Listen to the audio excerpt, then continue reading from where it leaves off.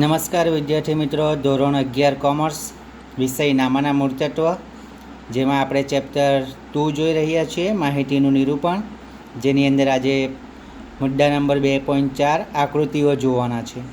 આંકડાશાસ્ત્રમાં આકૃતિઓનું મહત્ત્વ અને મર્યાદા આપવામાં આવી છે. અહીં તો વિશાળ અને જટિલ માહિતીને સરળતાથી સમજી શકાય તેમજ તેને આકર્ષક રીતે રજૂ કરવા માટે વર્ગીકૃત કરેલ માહિતીને આકૃતિ કે આલેખ દ્વારા દર્શાવવામાં આવે છે. તો આકૃતિ અને આલેખ કોને કહેવાય તે બાબતે અહીં સ્પષ્ટતા કરી છે. વિશાળ અને જટિલ માહિતીને સરળતાથી સમજી શકાય તેમજ તેને આકર્ષક રીતે રજૂ કરવા માટે વર્ગીકૃત કરેલ માહિતીને આકૃતિઓ કે આલેખ દ્વારા દર્શાવવામાં આવે છે.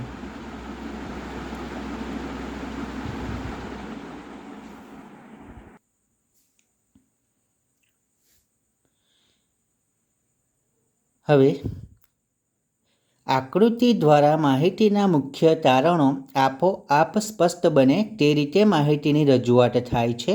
જેમ કે ટેલિવિઝન પર હવામાન અંગેની આગાહી વિવિધ પ્રકારની આકૃતિઓ દ્વારા થતી હોય છે. તે રીતે દેશના કે રાજ્યના જુદા જુદા સરકારી તંત્રો, વેપારી સંસ્થાઓ વગેરે તેમની વાર્ષિક કામગીરીને લગતી માહિતીના અહેવાલ વિવિધ પ્રકાશનોમાં આકૃતિ દ્વારા રજૂ કરે છે. આકૃતિનું મહત્ત્વ અને તેની મર્યાદા શું છે તે બાબતે આપણે જોઈએ તો નંબર 1 છે મહત્ત્વની અંદર આકૃતિ દ્વારા રજૂ કરેલી માહિતી આકર્ષક અને સંક્ષિપ્તમાં હોય છે. માહિતીની લાક્ષણિકતાઓ લાંબા સમય સુધી યાદ રહે છે. 2 કે વધુ સમૂહની માહિતીના પ્રમાણમાં આકૃતિઓ દોરવામાં આવે તો તે આકૃતિઓ પરથી સરળતાથી તુલના થઈ શકે છે. તુલનાત્મક અભ્યાસ શક્ય બને છે. માહિતીની દર્શનીય આકૃતિથી રજૂ કરી હોય તો તેના અભ્યાસમાં સમયની બચત થાય છે. આકૃતિઓ દ્વારા માહિતી દર્શાવવાથી અભણ, ઓછું ભણેલ વ્યક્તિઓ તેમજ બાળકો પણ માહિતીનો સાચો અર્થ સરળતાથી સમજી શકે છે.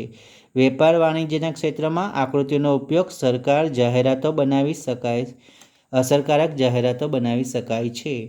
સામાજિક સુધારાઓ માટે આકૃતિઓની મદદથી મહત્ત્વની બાબતો સરળતાથી સ્પષ્ટ કરી શકાય. આકૃતિઓને ભાષાનું બંધન ન હોવાથી જુદી જુદી ભાષાની વ્યક્તિઓ પણ આકૃતિ પરથી સ્પષ્ટ થતું એક સરખું તારણ મેળવી શકે છે.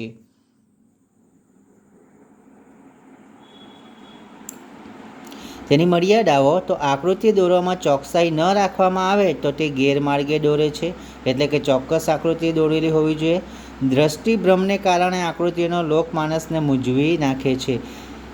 આકૃતિ દ્વારા માહિતીને દર્શાવવામાં આવે ત્યારે તેમાં માહિતીની ચોકસાઈ ઓછી થાય છે.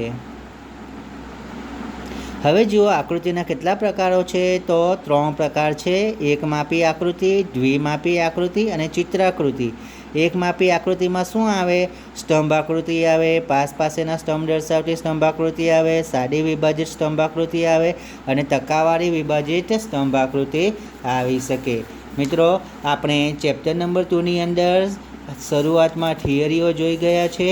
થિયરીઓ જોયા બાદ આપણે સ્વાધ્યાય 2.1 પણ આખું પૂર્ણ કર્યું છે અને સ્વાધ્યાય 2.2 પણ પૂર્ણ કર્યું છે. તો ચેપ્ટર 2ની અંદર આપણે જે શરૂઆતના એક્ઝામ્પલ હતા આવૃત્તિ ચિહ્નવાળા, તો આવૃત્તિ ચિહ્નવાળા એક્ઝામ્પલ પણ જોયા છે. તેની થિયરીઓ જોઈ, વર્ગીકરણ, અર્થ, જરૂરિયાત, તેના પ્રકારો વર્ગીકરણના, ગુણાત્મક વર્ગીકરણ, સંખ્યાત્મક વર્ગીકરણ તેમજ કોષ્ટક રચના અને કોષ્ટક રચના માટેના માર્ગદર્શક નિયમો જોયા છે. ત્યારબાદ કોષ્ટક રચનાના એક્ઝામ્પલ જોયા અને હવે આપણે લાસ્ટ વિભાગમાં પહોંચી ગયા છીએ આકૃતિઓ, અને આકૃતિઓની વાત કરી રહ્યા છીએ. મિત્રો, વર્ગીકરણ અને આપણે પહેલું ચેપ્ટર જોયું તેની અંદર જે ઉદાહરણો આપ્યા છે તે દરેક ઉદાહરણો આપની નોટબુકમાં ગણતરી કરીને પ્રેક્ટિસ કરવાના છે. અને સ્વાધ્યાયના એક્ઝામ્પલ તો આપણે કરાવીએ જ છીએ, અને જે બાકી રહેતા એક્ઝામ્પલો હોય તેનું પણ તમારે સારી રીતે પ્રેક્ટિસ કરીને એક્ઝામ્પલ નોટબુક્સમાં ગણવાના છે, જેથી આપ સૌને સારી રીતે સમજાય કે કયા એક્ઝામ્પલમાં કઈ રીતની માહિતી આવે છે. હવે જુઓ મિત્રો, અહીં ફર્સ્ટ ટેસ્ટમાં પૂછાયું છે કે સામાન્ય સંજોગોમાં સતત આવૃત્તિ વિતરણના વર્ગોની સંખ્યા ઓછામાં ઓછી 6 અને વધુમાં વધુ 15 રાખવામાં આવે છે. તો સતત આવૃત્તિ વિતરણના રચના માટેના જે મુદ્દાઓ છે તે આપણે ધ્યાનથી જોવાના છે. અહીં વર્ગ લંબાઈ C શોધવા માટે વિસ્તાર ભાગ્યા વર્ગોની સંખ્યા, આ દરેક મુદ્દાઓને આપણે અગાઉ એક્ઝામ્પલમાં ધ્યાનમાં લીધા છે. જો મિત્રો ઉદાહરણ 12 જેની અંદર વર્ગ લંબાઈ, મધ્ય કિંમત જે કંઈ શોધવાનું છે એ દરેક વિગતો શોધીને અહીં આપણને આપવામાં આવી છે. અને અહીં ઉદાહરણમાં જે એક્ઝામ્પલ આપવામાં આવ્યો છે 12 નંબરનો પુસ્તકના પાનાની ભૂલોની સંખ્યા વિશેની માહિતી, જે આપણી ટેસ્ટની અંદર ઘણી વખત પૂછાય છે. તો આવા ઉદાહરણના એક્ઝામ્પલો પણ આપ સૌ ધ્યાનથી સારી રીતે ગણજો. અને સ્વાધ્યાય 2.1 આપણે સમગ્ર એક્ઝામ્પલ 1 થી 10 સુધીના પૂર્ણ કર્યા છે. ગુણાત્મક માહિતીનું વર્ગીકરણ જોયું, કોષ્ટક રચના અને તેના ઉપયોગો, ત્યારબાદ કોષ્ટક રચનાના માર્ગદર્શક નિયમો ફરી પાછા એકવાર જોઈ લઈએ. તો કોષ્ટકને યોગ્ય શીર્ષક હોવું જોઈએ. કોષ્ટકમાં આવતી હાર અને સ્તંભના શીર્ષક સ્પષ્ટ અને સરળ હોવા જોઈએ. જો આંકડા મોટા હોય તો તેને 100, 1000, લાખ, કરોડ વડે દર્શાવવાના, પરંતુ 00 લખીને લોંગ કરવાનો નથી. કોષ્ટકમાં પરસ્પર સંબંધ દર્શાવતી માહિતી પાસે એવી રીતે મૂકેલી હોવી જોઈએ કે જેથી તેનું વિશ્લેષણ સરળતાથી કરીને પરિણામો તારવી શકાય. મુખ્ય ગુણધર્મો જુદા પડે તે દર્શાવવા માટે યોગ્ય લીટીઓ દોરવી, બોક્સ દોરવું. મુખ્ય અને ગૌણ ગુણધર્મો દર્શાવતા ખાનાઓના સરળ સરવાળાના ખાના હોવા જોઈએ. કોષ્ટકને અંતે માહિતીના સ્ત્રોતનો ઉલ્લેખ કરવાનો હોય છે. પાકું કોષ્ટક બનાવતા પહેલાં કાચું કોષ્ટક બનાવી દેવાનું. સામાન્ય રીતે જેટલી માહિતી એકસાથે દર્શાવે તેટલી સરખામણી, ગણતરી અને વિશ્લેષણ સરળ બને, પરંતુ વધુ પડતી માહિતી એકસાથે દર્શાવવાને બદલે જુદા જુદા કોષ્ટકો દ્વારા દર્શાવવાની રહેશે. તો કોષ્ટક રચનાના એક્ઝામ્પલો પણ આપણે સ્વાધ્યાય 2.2માં જે 1 થી 5 સુધીના આપ્યા છે તે દરેક એક્ઝામ્પલો સમજ્યા છે. અને હવે આકૃતિમાં આપણે એકમાપી આકૃતિના 4 પ્રકારો જોયા. તેમાં સ્તંભ આકૃતિ, તો સ્તંભ આકૃતિ વિશે આપણે સ્વાધ્યાય 2.3ના એક્ઝામ્પલ જોયા છે. અને અહીં ઉદાહરણ 23 પણ આપવામાં આવ્યું છે સ્તંભ આકૃતિ માટે. ત્યારબાદ ઉદાહરણ 24 છે. હવે પાસેની સ્તંભ આકૃતિ 2.4.2ના મુદ્દામાં આપી છે, જેમાં ફક્ત એક માપી આકૃતિ નહીં પણ 2 સ્તંભ આકૃતિમાં 2 સ્તંભ હોય છે, જેને પાસેની સ્તંભ આકૃતિ કહે છે. મિત્રો, જ્યારે આલેખ બનાવે ત્યારે સૌપ્રથમ તો તેનું હેડિંગ યોગ્ય આપવાનું રહેશે. જેમ કે અહીં એક્ઝામ્પલ નંબર 25માં આપ્યું છે હેડિંગ: શહેરની કોલેજમાં વિવિધ વિદ્યાશાખામાં અભ્યાસ કરતા છોકરાઓ અને છોકરીઓની સંખ્યા દર્શાવતી પાસેની સ્તંભ દર્શાવતી સ્તંભાકૃતિ. હવે તેમાં ઊભી ધરી વાય ઉપર જે એકમ લેવામાં આવે તેની સ્પષ્ટતા કરવાની છે. એક્સ ધરી ઉપર વિદ્યાશાખા લીધી છે. અહીં પ્રમાણ માપ એક્સ અક્ષ, વાય અક્ષ અને યોગ્ય બોક્સ બનાવવાના છે. તે જ રીતે એક્ઝામ્પલ 26 આપ્યું છે સાદી વિભાજિત સ્તંભાકૃતિ, તો તેની અંદર વિભાજન કરવાનું રહેશે. એક્ઝામ્પલ નંબર 27 ઉદાહરણ પેજ નંબર 47 પર આપવામાં આવ્યું છે. હવે આ રીતની આકૃતિ પણ આપણે જોઈ છે એક્ઝામ્પલ સ્વાધ્યાય 3.3ની અંદર. અને આમાં વિભાજિત કરેલા એકમો છે જેના એક્ઝામ્પલ પણ આપણે જોઈએ. દ્વિમાપી આકૃતિ, તો દ્વિમાપી આકૃતિમાં વર્તુળ આકૃતિ આવે છે. વર્તુળ આકૃતિમાં યોગ્ય સેન્ટીમીટર આપણે શોધવાના રહેશે. ત્રિજ્યા શોધવાની છે વર્ગમૂળ દ્વારા, અને ત્યારબાદ તેને આપણે આકૃતિ દોરવાની છે. જે વર્તુળની જરૂર પડશે અહીં મિત્રો, કે જેમાં જેટલી ત્રિજ્યા આવશે તેટલા સેન્ટીમીટર આપણે માપીને તેટલું વર્તુળ દોરવાનું છે. જે એક્ઝામ્પલ નંબર 7 સ્વાધ્યાયમાં છે તે આપણે હાલમાં જોવાના છીએ. વૃત્તાંશ આકૃતિ પાઈ ડાયાગ્રામ છે. તો વૃત્તાંશ આકૃતિમાં એક જ ગોળ આખી આકૃતિ આવશે અને તેની અંદર વિવિધ પ્રકારના ખાનાઓ બનશે, અને જેમાં શેરમુંડી, અનામત, લોન અને ચાલુ જવાબદારી છે ઉદાહરણ 21માં. તેવી રીતે અન્ય કોઈ પણ વિગત આપી હોય, ચોખા, ઘઉં, ખાંડ, અનાજ, તો તે બાબતની પણ આકૃતિ બનશે. તો આ રીતે દ્વિમાપી આકૃતિ પણ આવશે. અને ચિત્રાકૃતિ, તો ચિત્રાકૃતિમાં શું આવશે મિત્રો? જેમ કે અહીં 5 શહેરોની વસ્તી સંબંધી માહિતી છે ઉદાહરણ 33માં. તો વસ્તી માટે અહીં માણસ દોરવામાં આવ્યા છે કે એક માણસનું ચિત્ર બરાબર 20,000 વ્યક્તિઓ. તો એની અંદર 20,000 વ્યક્તિઓ છે. બીમાં 2 માણસના ચિત્ર છે તો 40,000 વ્યક્તિઓ છે. જુઓ અહીં કોષ્ટકમાં. સીમાં 60,000 વ્યક્તિઓ છે, તો આપણે 20,001 વ્યક્તિ, 40,002 વ્યક્તિ અને 60,003 વ્યક્તિ એ રીતે વ્યક્તિના કોષ્ટક દોર્યા છે. જ્યારે ઈમાં જુઓ 20,000 એક વ્યક્તિ થાય છે, જ્યારે અહીં 90,000 આપ્યા છે તો એક વ્યક્તિ એટલે 20,000, બે વ્યક્તિ એટલે 40,000, ત્રણ વ્યક્તિના ચિત્ર એટલે 60,000, ચાર વ્યક્તિના ચિત્ર એટલે 80,000. હવે જો 5 વ્યક્તિના ચિત્ર દોરીએ તો તે 1,00,000 થઈ જશે, પરંતુ આપણને 90,000 જોઈએ છે, માટે અહીં આપણે અડધો વ્યક્તિ બતાવ્યો છે.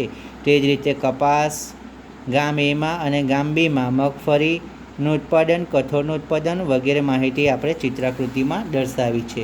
હવે સ્વાધ્યાય 2.3ની અંદર આપણે સેક્શન એક્ઝામ્પલ નંબર 1થી લઈને એક્ઝામ્પલ નંબર 6 સુધીની ગણતરી કરી ચૂક્યા છીએ ગયા વિડીયોની અંદર.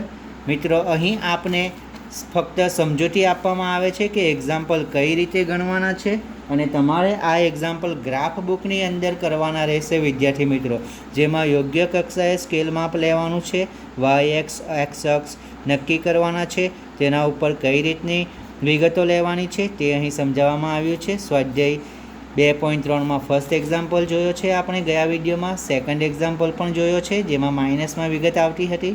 થર્ડ એક્ઝામ્પલની અંદર પાસ પાછળની સ્તંભ આકૃતિ આપણે દોરેલી છે. મુંબઈ શેર બજારમાં જુદી જુદી 5 કંપનીઓના શેરના ભાવ દર્શાવતી પાસ પાછળની સ્તંભ આકૃતિ, શેરનો બંધ ભાવ અને 15 દિવસનો બંધ ભાવ આપણે જોયો હતો. ત્યારબાદ એક્ઝામ્પલ નંબર 4માં પણ 2 ચલ લક્ષણ હતા, જેમાં પાસ પાછળની સ્તંભ આકૃતિ દોરેલી હતી, અલગ અલગ વિભાગો આપ્યા, દેશના નામ આપ્યા હતા. ત્યારબાદ એક્ઝામ્પલ નંબર 5માં વિભાજિત રેખા બનાવી હતી વ્યક્તિની સંખ્યા પરથી એ અને બી વિસ્તારમાં, અને તેના પરથી આપણે સ્તંભ આકૃતિ બનાવી છે. તે પણ કેવી? વિભાજિત સ્તંભ આકૃતિ બનાવી છે, જેમાં એક જ મુખ્ય આકૃતિ આવશે. 2 સ્તંભ આવ્યા છે અહીં, વિસ્તાર એ અને વિસ્તાર બી, જેમાં આપણે અલગ અલગ ભાગ પાડ્યા છે, જે આપણે ટકાવારીની રીતે પણ શોધી શકીએ અને વિસ્તાર કુલમાંથી માઇનસ કરીને પણ શોધીએ. ટકાવારીની દ્રષ્ટિએ આપણે આગળના એક્ઝામ્પલ નંબર 6માં જોયું હતું કે જે વ્યક્તિઓની સંખ્યા આપી હતી તેની ટકાવારી કરી હતી. જેમ કે એક્ઝામ્પલ નંબર 6 શું હતો મિત્રો, આપણે ફરી પાછા એકવાર જોઈએ તો એક્ઝામ્પલ નંબર 6માં દાખલા નંબરના 5માં આપેલી માહિતીને ટકાવારીમાં વિભાજિત સ્તંભ આકૃતિ દ્વારા દર્શાવવાની હતી. તો અહીં જુઓ, વિસ્તાર એ અને વિસ્તાર બી છે, તો આપણે બંને વિસ્તાર લખ્યા. ઉંમર, તો ઉંમરમાં શું આપ્યું છે? 15થી ઓછી બાળક, 15થી 35 યુવાન, 35થી 60 વયસ્ક, 60થી વધુ વૃદ્ધ અને કુલ. તો આપણે તે રીતે વિસ્તાર પ્રમાણે ઉંમર લખી દીધી છે. 15થી ઓછી, 15થી 35થી 60થી વધુ, કુલ. વિસ્તાર વ્યક્તિની સંખ્યા, તો વ્યક્તિની સંખ્યા તો આપી જ છે આપણને. વિસ્તાર એમાં 480, 360, 240, 120, ટોટલ 1200 થયા. ટકાવારીનું ખાનું બનાવવાનું છે અને વિભાજિત રેખા બનાવવાની છે. તો જુઓ મિત્રો, અહીં ટકાવારી કેટલી આવશે? 1200 એ 100%, તો 480 એ કેટલા? તો 12 × 48, 40 જવાબ આવશે. 1200 એ 100%, તો 360 એ કેટલા? 30%. 1200 એ 100, અહીં ત્રિરાશિ મૂકવાની છે મિત્રો. જેમ કે 1200 એ 100% થાય તો 360 એ કેટલા? 360 એ કેટલા? તો હવે ત્રિરાશિમાં આપણે શું કરીશું? 360 × 12 ભાગ્યા 1200, તો 12 × 12. તો હવે રહેશે અહીં 360, માટે 1 0 નીકળી જશે.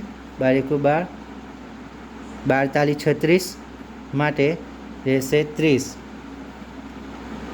360 માટે કેટલા આવ્યા? 30. ટકાવારી 30 થઈ. 20, 10 અને 100. જો અહીં 120 છે તો 1200 એ 100%. જુઓ મિત્રો, ફરી એક ઉદાહરણ લઈએ છીએ. 1200 એ 100% થાય છે, બરાબર છે મિત્રો? 1200 એ 100%. તો અહીં 120 છે, 120 એ કેટલા? ત્રિરાશિમાં આપણે મૂકીશું 120 × 100%, છેદમાં કેટલા છે? 1200. તો અહીં આ 2 0, આ 2 0 નીકળી જશે. 12 × 12 થઈ જશે અને જવાબ મળશે 10. તો આપણે લખીશું જવાબ 10, કારણ કે આ 1 અને આ 0 એટલે કે 10 મળશે. બરાબર છે મિત્રો? તો અહીં 10 લીધા. હવે વિભાજિત રેખા કઈ રીતે બનાવવાની? તો 100માંથી 40 માઇનસ કરીશું તો 60, 100માંથી 30 માઇનસ કરીશું તો 100માંથી 30 નહીં, પરંતુ હવે અહીં 60 જવાબ આવ્યો, તો 60માંથી 30 માઇનસ કરીશું તો 30, 30 જવાબ આવ્યો, તો 30માંથી 20 માઇનસ કરીશું તો 10, હવે 10 તો અહીં છે જ, તો અહીં કંઈ માઇનસ કરવાની જરૂર નથી. 10માંથી 10 માઇનસ કરીશું તો 0 જ આવવાના, માટે ડેશ અને ડેશ. સેમ તે જ રીતે વિભાગ બી માટે કરવાનું છે. પહેલાં તો ટકાવારી શોધવાની છે. અહીં 1000 છે ટોટલ સંખ્યા, તો 1000 એ 100%, તો 350 એ કેટલા? 35%. 1000 એ 100%, તો 250 એ 25%, 20%, 100માંથી 35 માઇનસ કર્યા 65 રહ્યા. હવે 65માંથી 25 માઇનસ કરીશું 40 રહેશે. 40 રહ્યા તો 40માંથી 20 માઇનસ કરીશું તો 20 રહેવાના. આ જ રીતે હવે હેડિંગ આપી દઈએ. બે અલગ અલગ વિસ્તારમાં રહેતી વ્યક્તિઓની ઉંમર વિશેની માહિતી દર્શાવતી ટકાવારી વિભાજિત સ્તંભ આકૃતિ. સ્કેલ એક્સ અક્ષ પર વિસ્તાર લીધા છે, જેમ કે એ વિસ્તાર અને બી વિસ્તાર. વાય અક્ષ પર 1 સેન્ટીમીટર બરાબર 20% લીધા છે. આપણે અહીં 10% પણ લઈ શકીએ, 5% પણ લઈ શકીએ, જે યોગ્ય લાગે તે આપણે લઈ શકીએ છીએ. જુઓ, એક્સ અક્ષ ઉપર વિસ્તાર દર્શાવે છે, વાય અક્ષ ઉપર વ્યક્તિઓની સંખ્યા ટકાવારીમાં છે, અને અહીં સ્તંભ આકૃતિ દર્શાવવામાં આવી. અહીં શું કહું છે મિત્રો? એક્સ ઉપર 2 કાપા છોડી દેવાના છે 5-5 સેન્ટીમીટરના, અને પછી 2 કાપામાં એ વિસ્તાર લેવાનો. ત્યારબાદ આપણે ફરી પાછા 2 કાપા છોડી દઈશું, અને ત્રીજા કાપાથી ચોથા અને 5મા કાપા સુધી બી વિસ્તાર લઈશું. અને જે માહિતી આપવામાં આવી છે તે ટોટલ 100% સુધીની છે, કેમ કે ટકા 100માં ગણાય, તો આપણે 100% ઉપર 2 લીટી દોરીને આકૃતિ બનાવી દઈશું. હવે જુઓ, પહેલો 60 ઉપર એક વિભાજિત રેખા પડે છે, તો અહીં 60 ઉપર આપણે વિભાજિત રેખા દોરીશું. બીજી 30 ઉપર, તો બીજી આપણે 20 અને 40ની વચ્ચે 30 ઉપર આકૃતિ કાપો બનાવીશું.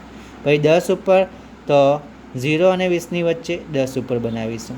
બરાબર છે. હવે જુઓ, બાળક માટે આપણે ક્રોસ લાઇન લીધી છે, યુવાન માટે પોઈન્ટ લીધા છે, ટપકાઓ, વયસ્ક માટે આડી લીટી લીધી છે, અને વૃદ્ધ માટે આ બાજુની ક્રોસ લીટી દોરી છે. તો આપણે તે રીતની લીટીઓ દોરી દઈશું, એટલે કે અહીં ખબર પડશે કે બાળક માટે કઈ લીટી છે, યુવાન માટે કઈ છે. સેમ તે જ રીતે બી વિભાગમાં કર્યું છે. તો મિત્રો, એક્ઝામ્પલ નંબર 6 આપણે 5 પરથી જ બનાવ્યો હતો, અને 5માં જે આપણે માહિતી લીધી હતી તેને ટકાવારીમાં ફેરવી છે એક્ઝામ્પલ 6માં. હવે જોવાના છે એક્ઝામ્પલ નંબર 7. તો એક્ઝામ્પલ નંબર 7ની રકમ શું છે? કાર બનાવતી કંપનીના 3 વર્ષ દરમિયાન કરેલું ઉત્પાદન નીચે મુજબ છે, તેને વર્તુળ આકૃતિ દ્વારા રજૂ કરો. વર્ષ, તો આપણે અહીં પહેલાં તો હેડિંગ લખીશું. વર્તુળ આકૃતિ દોરવા માટે કારના ઉત્પાદનના આંકડાનું વર્ગમૂળ શોધીને તેને 160 વડે ભાગી જુદા જુદા વર્ષના ઉત્પાદનને વર્તુળ આકૃતિ દ્વારા દર્શાવવાના વર્તુળની ત્રિજ્યા નક્કી કરતું કોષ્ટક તૈયાર કરીશું.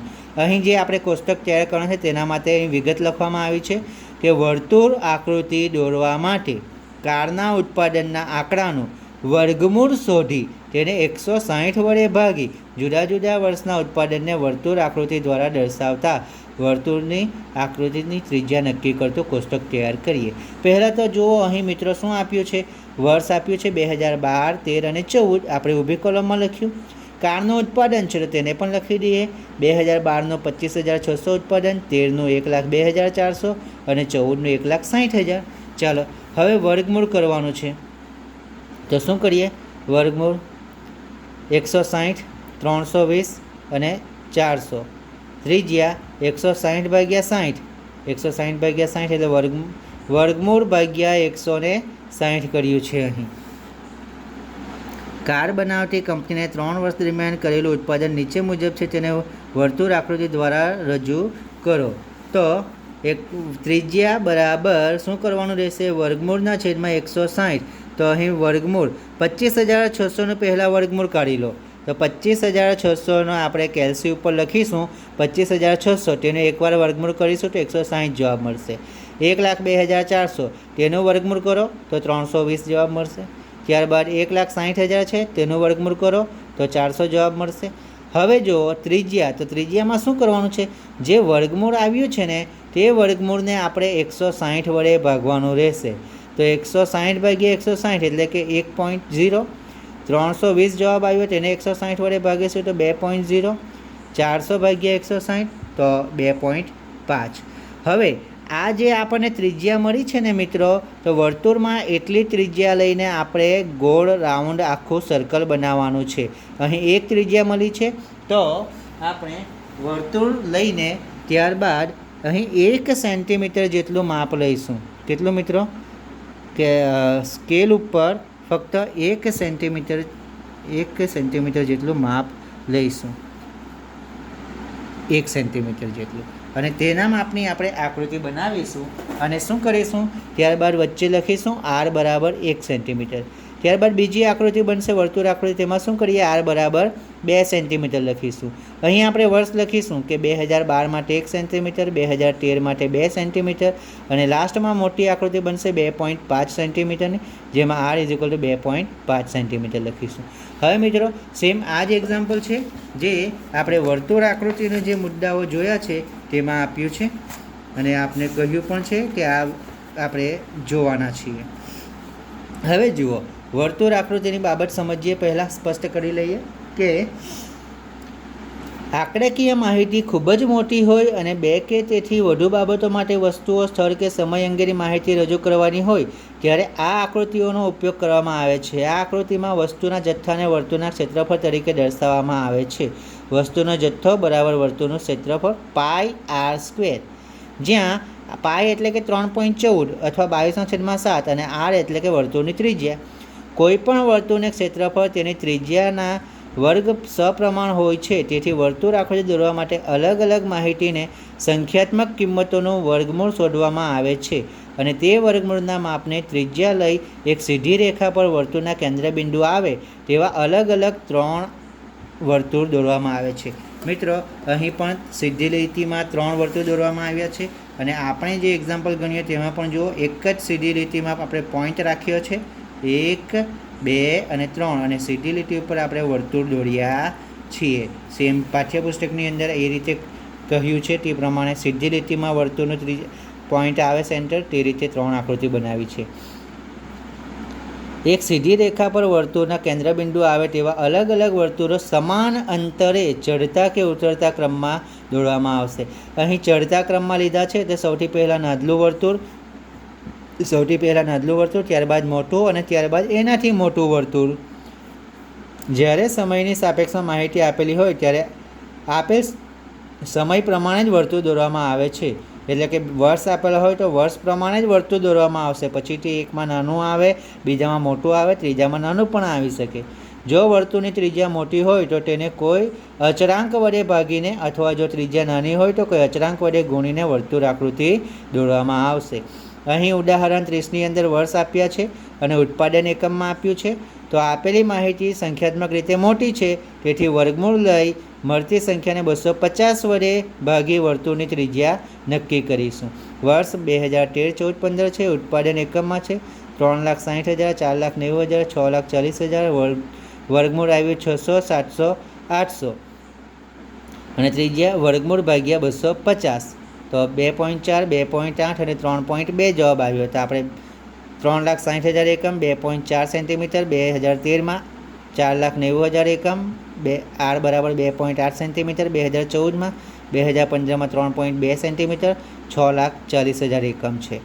તો મિત્રો આ રીતે આપણે વર્તુળ આકૃતિ બનાવી છે. એક્ઝામ્પલ નંબર 7 ગણ્યો છે. મિત્રો હવે આપણે આગળના એક્ઝામ્પલ ઉપર જઈશું. એક્ઝામ્પલ નંબર 8 સ્વાધ્યાયની અંદર, જેમાં કહ્યું છે જુદા જુદા દૈનિક પત્રની નકલમાં વેચાણની માહિતીની ટકાવારી નીચે મુજબ છે. આ માહિતીને વૃત્તાંશ આકૃતિમાં દર્શાવો. તો અહીં વૃત્તાંશ આકૃતિ દોરવાની છે. સૌપ્રથમ આપણે દૈનિક પત્ર લખીશું, જે આડી રોમાં આપ્યું છે તે P, Q, R અને S. ત્યારબાદ કુલનું ખાનું. વેચાણની ટકાવારી આપી છે 25, 23, 24, 28, કુલ 100% થાય છે. હવે વૃત્તાંશ માટે આપણે શું કરવું પડશે? ખૂણાનું માપ શોધવું પડશે. હવે વેચાણમાં 100% બરાબર 360° લઈશું, કારણ કે આખું આપણે ગોળ વર્તુળ બનાવીશું તો એ વર્તુળનું ક્ષેત્રફળ ટોટલ કેટલું હશે? 360°. વૃત્તાંશ બરાબર ખૂણાનું માપ, તો 25/100 એટલે ટકા ટોટલ 100 છે, માટે 25/100 ગુણ્યા 360° બરાબર 90. અહીં આપણે જોઈએ તો એને બીજી રીતે કહી શકાય, પેટા મૂલ્ય ભાગ્યા કુલ મૂલ્ય ગુણ્યા 360°. શું કહી શકાય? પેટા મૂલ્ય ભાગ્યા કુલ મૂલ્ય ગુણ્યા 360°. તો પેટા મૂલ્ય અહીં કેટલું છે? 25, છેદમાં કુલ મૂલ્ય કેટલું છે? આ કુલ મૂલ્ય છે 100, અને ગુણ્યા 360°, તો 90° બનશે. માટે સંચય આવૃત્તિ પછી બનાવીએ, આપણે ફક્ત આવૃત્તિ શોધીએ. તો વૃત્તાંશ 90°. હવે અહીં 23/100 ગુણ્યા 360 82.8 અંશ, 24/100 ગુણ્યા 360 86.4, 28/100 ગુણ્યા 360 100.8 અને 100 માટે કુલ 360 અંશ.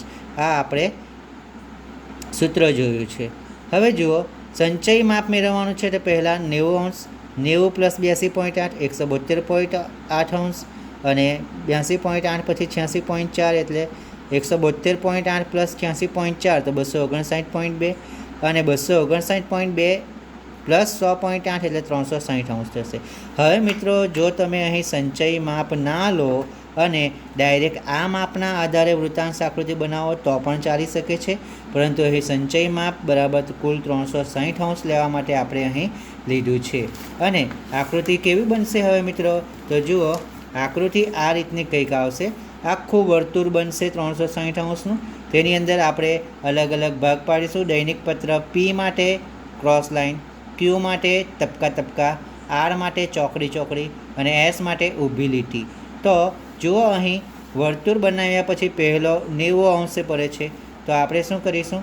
આટલેથી શરૂઆત કરીએ તો 90 અંશે એક ભાગ પડે ત્યાં આપણે એક લીટી દોરી દઈશું. તો અહીંથી 0 હોય તો 0થી લઈને આટલે 90 સુધી, ક્યાંથી 0થી લઈને 90 સુધીનો જે ભાગ પડશે તેને P, દૈનિક પત્ર P માટેનો ભાગ કહીશું. બરાબર છે. હવે કાટકોણ લેવું પડશે અહીં, અને કાટકોણથી માપ લઈને આપણે અહીં 0 મૂકીશું કોઈ એક જગ્યા ઉપર સેન્ટરમાં, જ્યાં કાટકોણ મૂકીશું. કાટકોણ કેવું આવશે? આખો આ રીતનો કાટકોણ હશે, આ રીતનો. તો આ કાટકોણની અંદર અહીં આપણે 0 આવ્યું તો આટલેથી લઈને આ 90 ભાગ.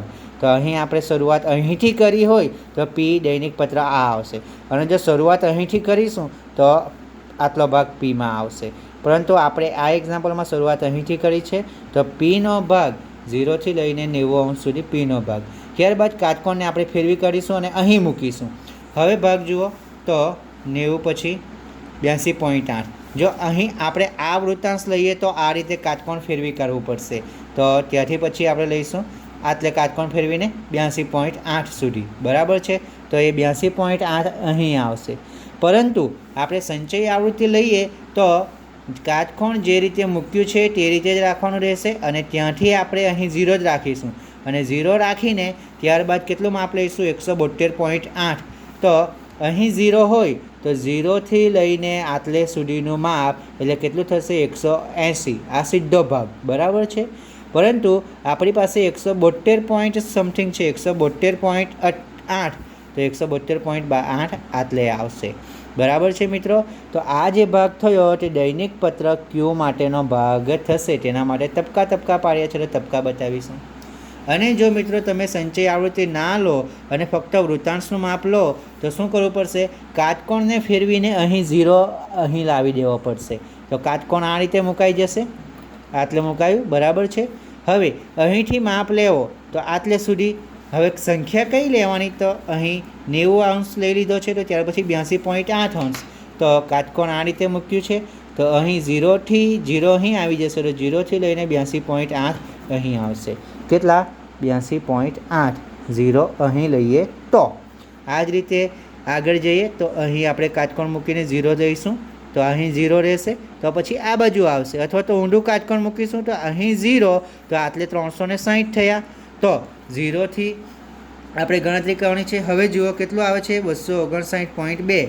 તો આખું વર્તુળ હોય તો કાટકોણમાં આખું કાટકોણ હોય તો પછી 260 અહીં આવશે. 259.2.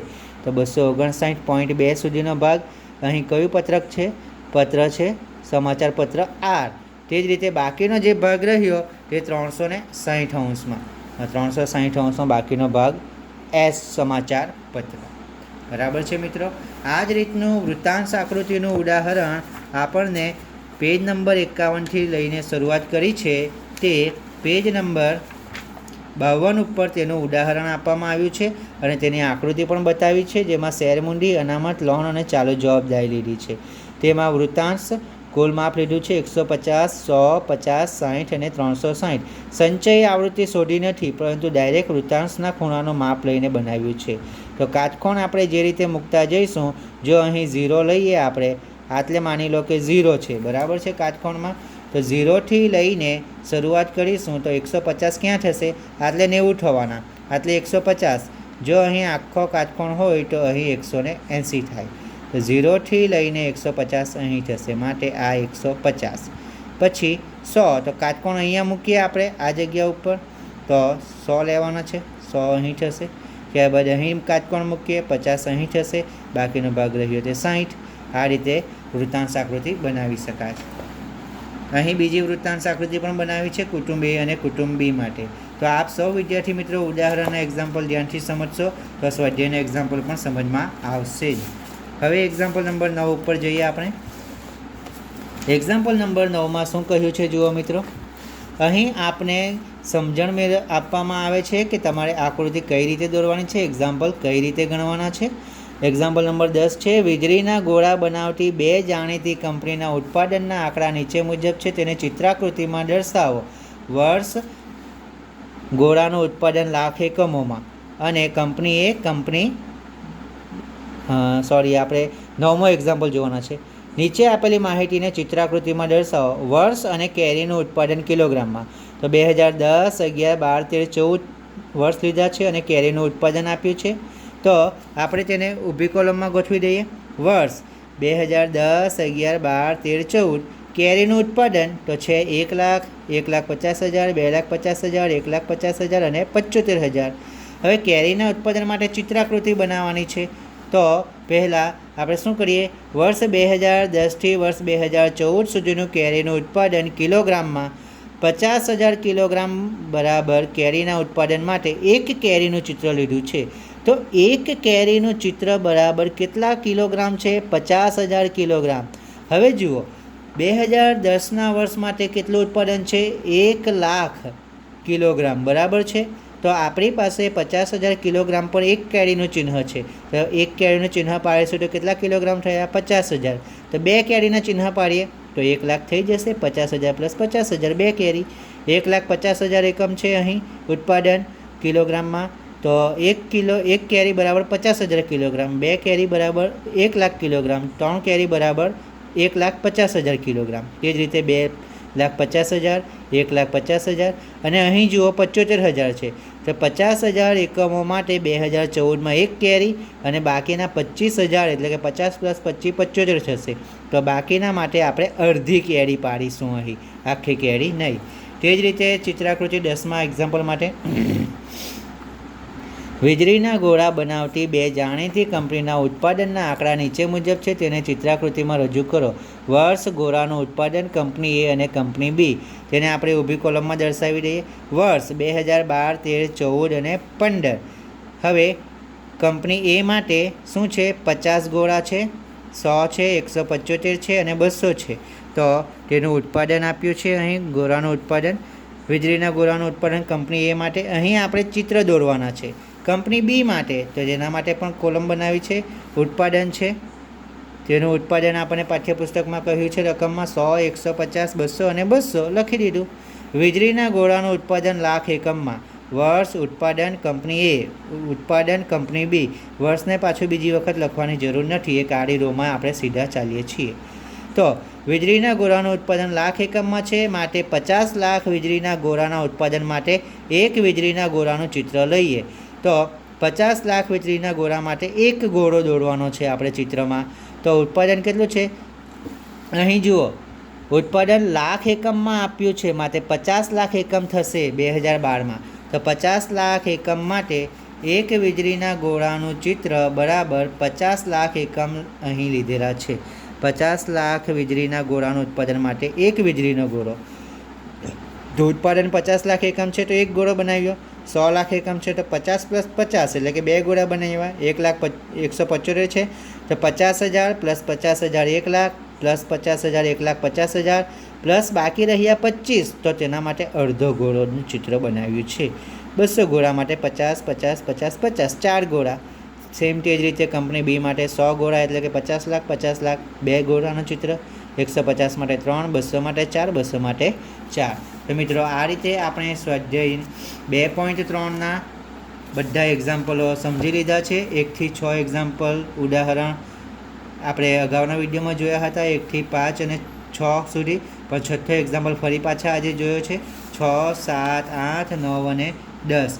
હવે આપણે સ્વાધ્યાયના એક્ઝામ્પલ ઉપર જવાના છીએ મિત્રો. અહીં સેક્શન એ અને સેક્શન બી જે આપવામાં આવ્યું છે તે આપ સૌએ આપણી નોટબુકની અંદર લખવાનું છે, MCQ અને શોર્ટ ક્વેશ્ચન, જેથી આપ જે કંઈક વિગતો લખશો તે વધારે સારી રીતે યાદ રહેશે અને મગજમાં પણ ઉતરશે. આપણે હવે સેક્શન સીની અંદર એક્ઝામ્પલ નંબર 7 ગણવાના છીએ. નીચે જણાવેલ આવૃત્તિ વિતરણના વર્ગોની મધ્ય કિંમત જણાવો. વર્ગ છે, આડી રોમાં આવૃત્તિ આપી છે, તો આપણે વર્ગનો ખાનો બનાવીએ. જે વર્ગ આપ્યો છે તે 0 થી 9 છે. પાઠ્યપુસ્તકમાં રકમ જોતા રહેજો. 0 થી 9, 10 થી 24, 25 થી 49, 50 થી 74 અને 75 થી 100. આ રીતના વર્ગ આપ્યા છે અને આવૃત્તિ પણ કહી દીધી છે 10, 30, 30, 20 અને 10. આપણે વિભાગ સીનો 7મો એક્ઝામ્પલ ગણીએ છીએ, સ્વાધ્યાય 2, જેમાં વર્ગ અને આવૃત્તિનું ખાનું બનાવ્યું. મધ્ય કિંમત, તો મધ્ય કિંમત માટે શું કરવાનું છે? ઉપલી સીમા પ્લસ નીચલી સીમા છેદમાં 2, અને આપણે આને બીજી ભાષામાં શું કહીએ? અધઃ સીમા પ્લસ ઉર્ધ્વ સીમા છેદમાં 2. તો ઉપલી સીમા છે અહીં વર્ગમાં 9 અને અધઃ સીમા નીચલી સીમા છે 0, તો 9 પ્લસ 0 છેદમાં 2 એટલે કે 4.2. સેમ બીજા માટે 24 પ્લસ 10 છેદમાં 17. અહીં 25 થી 49ના વર્ગ માટે 49 ઉપલી સીમા, નીચલી સીમા 25, બંનેનો સરવાળો ભાગ્યા 2 એટલે કે 37.0, 82 અને 87.5. ઉપરના દાખલામાં દરેક વર્ગની વર્ગ લંબાઈ. હવે એના પછીનો જે એક્ઝામ્પલ છે ને 8મો, તેમાં કહ્યું છે કે દરેક વર્ગની વર્ગ લંબાઈ શોધો. તો ચાલો આપણે એ શોધીએ. આપેલું આવૃત્તિ વિતરણ અનિવારક સતત છે, એટલે કે જુઓ 9.9 આપેલા છે તો 9 પછી 10 લીધું છે, પરંતુ 9 જ લેવામાં આવ્યું નથી. અહીં 24 ઉપલી સીમા છે તો તેના પછી 24 જ નથી લેવામાં આવી, અધઃ સીમામાં પણ 25 લેવામાં આવ્યા, એટલે કે અનિવારક પ્રકારનું છે. માટે આપેલું આવૃત્તિ વિતરણ અનિવારક સતત છે, તેને નિવારક સ્વરૂપમાં ફેરવી પ્રત્યેક વર્ગ માટે વર્ગ લંબાઈ શોધીશું. જે તે વર્ગની ઉપલી સીમા અને જે તે વર્ગની પછીના વર્ગની નીચલી સીમા વચ્ચેનું અંતર 1 છે. જુઓ અહીં અંતર 9 પછી 10 એટલે કે 1નો ડિફરન્સ રહ્યો, 24 પછી 25 એટલે કે 1, 49 પછી 50 એટલે કે 1, તફાવત 1 છે. તેથી 1/2 તો 0.5 આવવાના. માટે નીચલી સીમા અને ઉપલી સીમામાં નીચલી સીમામાંથી બાદ કરીશું અને ઉપલી સીમામાં ઉમેરીશું. ચાલો, તો નીચલી સીમા કેટલી છે? અહીં જુઓ 0, તો 0માંથી 0.5 માઇનસ કરો તો -0.5. ઉપલી સીમા કેટલી છે? 9, 0.5 એડ કરો 9.5. ત્યાર પછીના વર્ગ માટે 10 છે, 10માંથી 0.5 માઇનસ કરો 9.5. ઉપલી સીમા 24 છે, 24.5માં 5 થશે પ્લસ કરતાં. નીચલી સીમામાંથી 0.5 માઇનસ કરો તો 25 છે, તો 24.5. ઉપલી સીમામાં 0.5 ઉમેરવાના તો 49.5. સેમ તે જ રીતે 49.5 થી 74.5. લાસ્ટ વર્ગ 75 છે નીચલી સીમા, તેમાં 0.5 માઇનસ કરીશું તો 74.5. ઉપલી સીમામાં 0.5 એડ કરીશું 100.5. આવૃત્તિ એઝ ઇટ ઇઝ 10, 20, 30, 20 અને 10 જે આપી છે તે જ. વર્ગ લંબાઈ શોધવા માટે શું સૂત્ર આવશે? ઉપલી સીમા માઇનસ નીચલી સીમા. તો વર્ગ લંબાઈ બરાબર ઉપલી સીમા છે 9.5 માઇનસ, અહીં માઇનસમાં છે નીચલી સીમા એટલા માટે બ્રેકેટમાં લખ્યું છે -0.5. જવાબ મળશે 10. 24.5 માઇનસ 9.5 15, 49.5 માઇનસ 24.5 25. લાસ્ટ વર્ગ છે 100.5 ઉપલી સીમા માઇનસ નીચલી સીમા 74.5 એટલે કે 26. તો આ રીતે એક્ઝામ્પલ નંબર 8 પૂર્ણ થશે. એક્ઝામ્પલ નંબર 9 જુઓ. નીચે આપેલ આવૃત્તિ વિતરણ માટેથી ઓછા પ્રકારનું સંચય આવૃત્તિ વિતરણ બનાવો. પ્રાપ્તાંક છે, પ્રાપ્તાંકને આપણે ઊભી કોલમમાં લખીએ 10, 20, 30, 40 અને 50. આવૃત્તિ આપી છે 10, 30, 30, 20 અને 10. તો તેને આપણે શું કરવાનું છે? થી ઓછા પ્રકારનું બનાવવાનું છે. ઓકે, તો થી ઓછા પ્રકારની સંચય આવૃત્તિ CF. પહેલામાં શું છે? અહીં પહેલા વર્ગ અવલોકનમાં આવૃત્તિ કેટલી આપી છે? 10 આપી છે, બરાબર છે મિત્રો. તો આપણે શું કરીએ? 10. તો થી ઓછા પ્રકારનું સંચય આવૃત્તિ વિતરણમાં CF બનશે 10. હવે જુઓ પછી કેટલી વધી છે? 20. તો 10 પછી આપણે અહીં 10 છે તો 10 પ્લસ શું કરીએ? 30 એટલે કે 40. અહીં જુઓ 10 પછી 30 છે આવૃત્તિ, પછી 30 છે, પછી 20 છે અને 10 છે. તો અહીં 30 લેવાના છે મિત્રો. તો 10 પછી એડ થયા આ 30 એટલે 40 થયા. હવે 40 છે તો 40માં આપણે 30 એડ કરી દઈએ તો 70 થશે. પરંતુ અહીં શું કર્યું છે, આ 10 લખી દીધા આપણે બેઠા. ત્યારબાદ 10 + 30 40. હવે 10 + 30 + બીજા 30 એટલે કે 70. ત્યારબાદ 40 આવે છે તો 10 + 30 + 30 + 20 એટલે કે 90. ત્યારબાદ 50 આવે છે તો 10 + 30 + 30 + 20 + 10 એટલે કે 100. અહીં મિત્રો રકમમાં જુઓ 20 છે, પ્રાપ્તાંકોની પ્રાપ્તાંક કે તેથી ઓછા 10 20 30 40 50. 10 30 30 10 30 30. અહીં 20 છે, અહીં 20 છે અને અહીં 10 છે.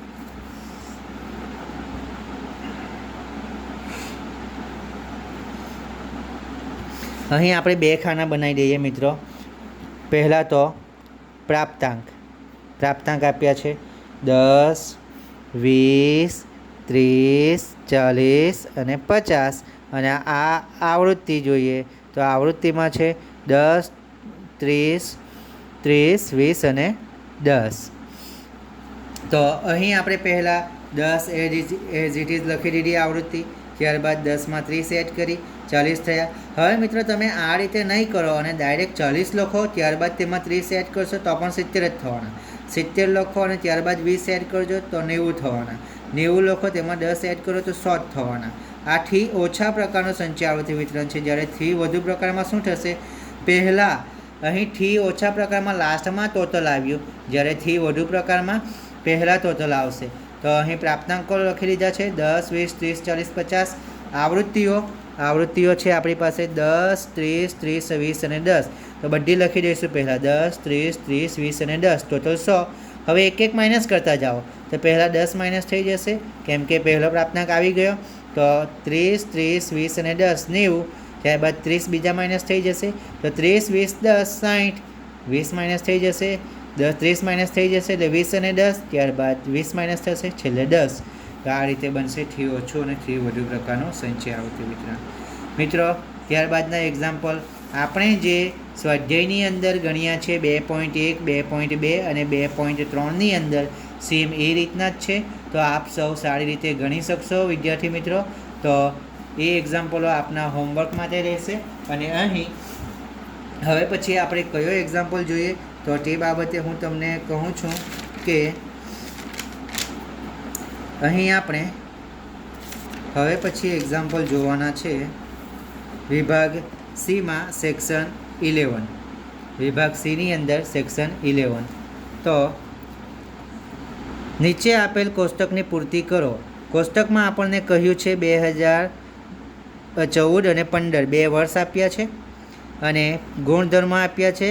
પેટા ગુણધર્મમાં 1, પેટા ગુણધર્મ પેટા ગુણ 2 અને કુલ પેટા ગુણ 1 પેટા ગુણ 2 પેટા ગુણ 1 પેટા ગુણ 2 કુલમાં અને કુલ ગુણધર્મ 1 ગુણધર્મ 2 અને કુલ.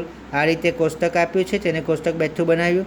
હવે જે વિગતો આપી છે ને તે આપણે બેઠી કોષ્ટકમાં લખી દેવાની છે. ત્યારબાદ બાકીની જે રકમ ઘટે છે તે લખવાની છે. તો અહીં જુઓ 200 આપ્યા છે અને 300 આપ્યા છે. તો આપણે લખ્યું 200 અને 300 વચ્ચે કેટલી રકમ ઘટી 100. તો આપણે 100ની નીચે 2 અંડરલાઇન કરીશું કારણ કે આ રકમ આપણે શોધી છે. ત્યારબાદ જુઓ 400 આપ્યા છે તો 400 બેઠા લખી દીધા. હવે આગળ ગુણધર્મ બીમાં જુઓ 100 અને 100 આપ્યા છે, 150 આપ્યા છે તો 100 અને 150 લખ્યા. આ બાજુ 300 આપ્યા છે તો 150 અને 300 તો કેટલા થઈ ગયા 450. આ રકમ મળી ગઈ. હવે ઉપર 100 અને 200 આપ્યા છે તો વચ્ચે બાકી રહ્યા તે 200માંથી 100 જશે 100 રહેવાના. ત્યારબાદ અહીં કોઈ વિગત નથી આપવામાં આવી તો મળી જશે. કેવી રીતે 200 + 100 એટલે કુલમાં 300, 100 + 100 એટલે કુલમાં 200, 300 + 200 એટલે કુલમાં 500. સેમ તે જ રીતે 150 અને 150 એટલે કે ટોટલ 300 થશે. 400 અને 550 700 થશે. આ રીતે જે રકમ નથી આપીને તે રકમ આપણને કોષ્ટકમાં મૂકતા મળી જવાની રકમ.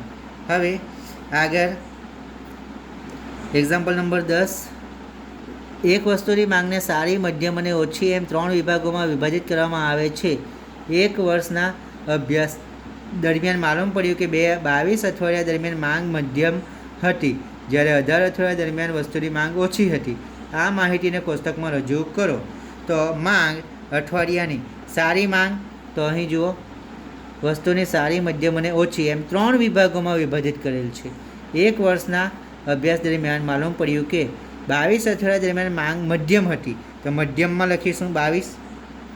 સારી, મધ્યમ, ઓછી એવા 3 ભાગ પાડ્યા આપણે કોષ્ટકમાં અને છેલ્લે કુલનું ખાનું બનાવ્યું. શીર્ષક લખ્યું છે વર્ષ દરમિયાન વસ્તુની માંગ દર્શાવતું કોષ્ટક.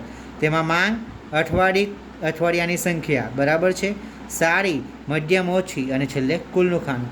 તો પહેલાં જુઓ, એક વર્ષના અભ્યાસ દરમિયાન માલુમ પડ્યું કે 22 અઠવાડિયા દરમિયાન માંગ મધ્યમ હતી, તો મધ્યમ માંગ 22 અઠવાડિયા દરમિયાન હતી. જ્યારે 18 અઠવાડિયા દરમિયાન વસ્તુની માંગ ઓછી હતી, તો 18 અઠવાડિયા દરમિયાન ઓછી માંગ દર્શાવી. હવે 22 અને 18 તો થઈ ગઈ બરાબર છે, પરંતુ અઠવાડિયાની સંખ્યા, તો એક વર્ષ દરમિયાન એવું કહ્યું છે આપણને. શું કહ્યું છે? એક વર્ષના અભ્યાસ દરમિયાન. તો હવે જુઓ, એક વર્ષ એટલે કે 365 દિવસ આવે, એક વર્ષ એટલે કે 12 માસ આવે, પરંતુ એક વર્ષ એટલે કેટલા થશે? 52 અઠવાડિયા થશે. માટે અહીં કહ્યું છે એક વર્ષ બરાબર 52 અઠવાડિયા. તો કુલ 52 અઠવાડિયા મળી ગયા. 52માંથી 18 અને 22 અઠવાડિયા તો આવી ગયા, તો બાકી રહ્યા તે 12 અઠવાડિયા સારી માંગ રહેશે. તો મિત્રો, આવા એક્ઝામ્પલ ખાસ પૂછાય છે, તેના માટે ખાસ ધ્યાનથી ગણતરી કરજો. અને અગાઉ જે એક્ઝામ્પલો આપણને આપ્યા છે તે એક્ઝામ્પલો આપણે ગણવાના છે. વિભાગ ઈમાં 10મો એક્ઝામ્પલ જોઈએ. હવે આપણે વિભાગ ઈનો 10મો એક્ઝામ્પલ જોઈએ.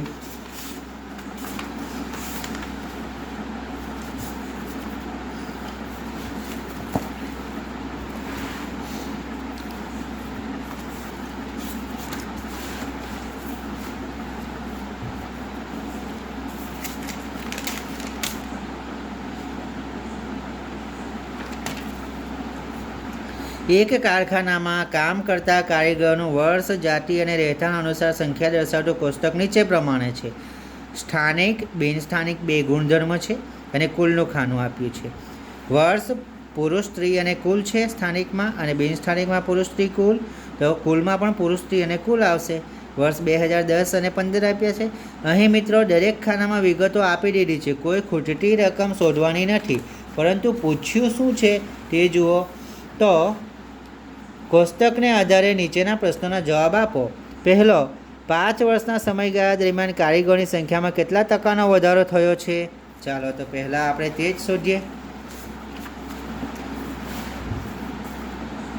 10 અને 15 છે, 2 વર્ષ આપેલા, 5 વર્ષનો સમયગાળો છે. તો આન્સર નંબર 1, 5 વર્ષના સમયગાળા દરમિયાન કારીગરોની સંખ્યામાં વધારો. પહેલાં જુઓ, કુલ કારીગરોની સંખ્યા 3000 હતી 2015માં, અને 2010માં 2000, એટલે કે 1000નો વધારો થયો. ટકાવારીમાં શોધીએ તો કુલ 2000 કારીગરો હતા, તો સંખ્યા ટકામાં 100, તો 1000 કારીગરો એ કેટલા? તો 1000 ગુણ્યા 100 ભાગ્યા 2000, એટલે કે 50%. માટે કારીગરની સંખ્યામાં થયેલ ટકાવારી વધારો 50% છે. ચાલો ક્વેશ્ચન નંબર 2 જોઈએ. આ કોષ્ટકના આધારે ક્વેશ્ચન નંબર 2માં પૂછ્યું છે કે 2015ના વર્ષમાં બિનસ્થાનિક કારીગરોમાં કેટલા ટકાનો ઘટાડો થયો? હવે ઘટાડો શોધવાનો છે 2015માં, તો આપણે શોધીશું, કોષ્ટક જોતા જઈશું. આન્સર નંબર બી, બીજો. 2015ના વર્ષમાં બિનસ્થાનિક કારીગરોની સંખ્યામાં ઘટાડો. તો સ્થાનિકમાં કુલ કારીગરો 2010માં 500 હતા અને 2015માં 400 થયા. તો 500 માઇનસ 400 એટલે કે ઘટાડો થયો 100નો. કારીગરોની સંખ્યા, જો 500 કારીગરો હતા તો ત્યારે 100%, તો 100 કારીગરો એ કેટલા? તો 100 ગુણ્યા 100 છેદમાં 500, એટલે કે 20% થશે. તો આન્સર નંબર 2 પણ મળી જશે આપણને.